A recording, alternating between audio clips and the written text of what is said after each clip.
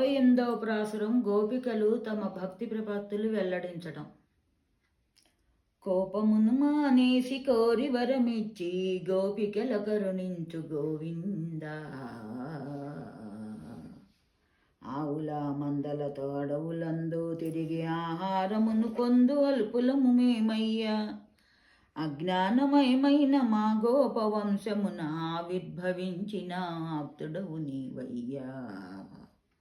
కోపమును మానేసి కోరి వరమిచ్చి గోపికల కరుణించు గోవింద. మాలోని లోపములు కొల్లలుగా ఉన్నను మాలోని వాడివై మమ్ము అన్నింతువను.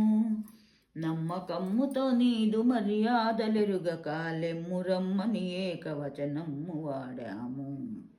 కోపమును మానేసి కోరి వరమిచ్చి గోపికల కరుణించు గోవిందా. నీ పాటలను పాడి నీ ప్రాపును కోరి నీ పదముల దళము నిర్మలము కుందా.